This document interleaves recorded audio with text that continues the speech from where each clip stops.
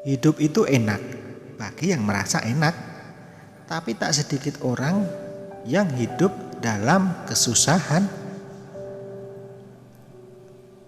Ada yang masih kecil sudah ditinggal bapak ibunya dan hidup sebatang kara. Ada pula yang orang tuanya masih utuh namun disia-siakan. Namanya juga hidup di dunia. Berbagai hal bisa saja terjadi. Seperti halnya diriku, aku hanya hidup berdua dengan ibuku.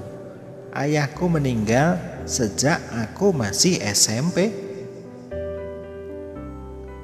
Susah senang kita lalui bersama. Ibuku yang begitu sayang padaku, rela melakukan apapun untukku. Hingga kehidupan kami perlahan membaik dan kita bisa hidup kayak orang-orang yang mampu. Hingga akhirnya ibu meminta izin padaku untuk menikah lagi. Tanpa pikir panjang, aku pun izinkan karena aku ingin melihat ibuku bahagia. Saat pertama kali mengenalnya, aku sangat gugup. Sebenarnya aku seorang wanita pemalu dan penuh tanda tanya. Tapi dia telah membuatku lekas akrab dan kini aku tak sungkan lagi dengan dia. Dia adalah ayah diriku yang baru menikah bersama ibuku. Aku memanggilnya Pak Slamet. Pak Slamet bekerja sebagai security. Tak heran jika Pak Slamet gagah dan tampan, membuat ibuku terpikat dan mau menerima cinta Pak Slamet. Oh iya, panggil saja, namaku Ayu. Aku wanita berusia 30 tahun dan masih jomblo. Ibuku selalu menyuruhku untuk segera menikah, tapi aku masih dalam tahap mencari kekasih yang benar-benar tulus mencintaiku. Aku bekerja di salon kecantikan, yang kebetulan salon ini milik ibuku sendiri. Salon kami tepat berada di pinggir jalan raya, sekitar 200 meter dari rumahku. Kami buka jam 7 pagi sampai malam. Kadang di malam hari, aku yang berada di salon. Pak Slamet yang tulus mencintai ibu membuat hatiku menjadi riang gembira. Ibuku dulu adalah seorang penyanyi dan pernah dijuluki kembang desa. Aku bersyukur bisa mewarisi kecantikan ibu, dan orang-orang di sini mengatakan aku sebagai kembang desa kedua. Aku tetap rendah hati kepada setiap pria yang ingin mendekatiku. Sudah banyak yang mencoba, tapi aku masih belum cukup merasa terpesona dengannya. Sebulan kemudian semua berubah. Bahkan aku semakin akrab dengan bapak tiriku. Aku rasa ini terjadi secara spontan dan mau sama mau. Tepat di hari malam Senin, di mana malam itu hujan turun dengan sangat deras. Jam menunjukkan pukul 10 malam dan aku masih belum bisa pulang. Kemudian aku menelpon ibu di rumah.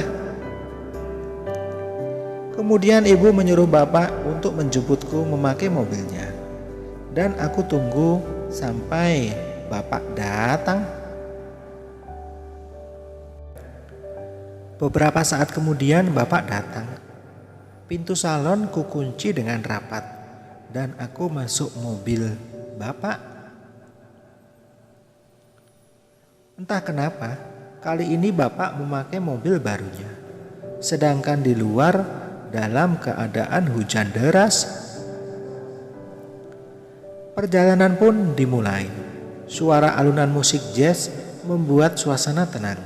Jalan yang bapak lalui terlalu jauh dan aku menanyakan kepada bapak,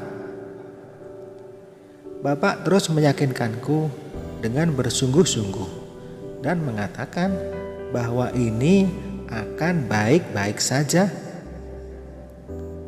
Sampai akhirnya aku terbawa suasana di malam itu.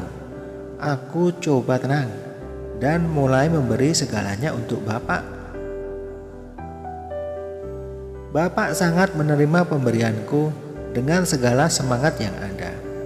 Malam yang dingin ini kami sulap menjadi kehangatan di antara kami berdua. Aku sudah percaya diri dengan motivasi Bapak, sehingga moodku mulai naik dan aku juga semakin bersemangat.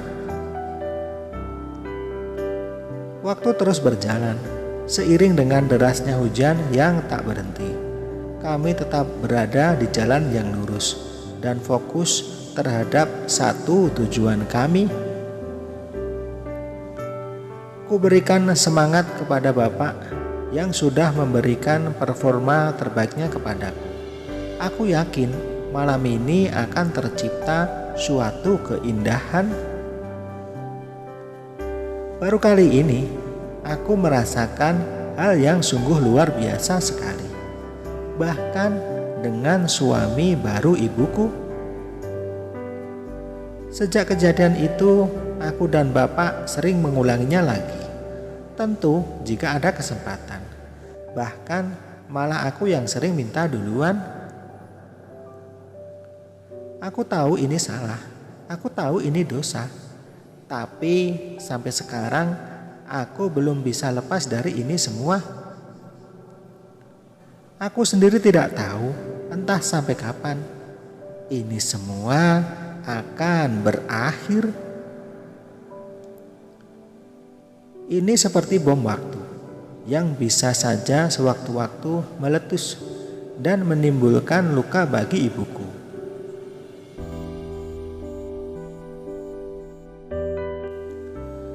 Butuh waktu bertahun-tahun untuk mendapatkan kepercayaan seseorang, dan tidak perlu waktu lama untuk kita kehilangan. Selingkuh bisa menjadi satu di antara penyebab runtuhnya kepercayaan itu. Tak ada hal positif yang diperoleh dengan berbuat selingkuh. Akan ada pihak-pihak yang nanti terluka dan menderita akibat perbuatan kita. Mayoritas orang yang telah diselingkuhi akan kehilangan kepercayaan dan sulit untuk memaafkan perbuatan tercela itu. Maka janganlah selingkuh.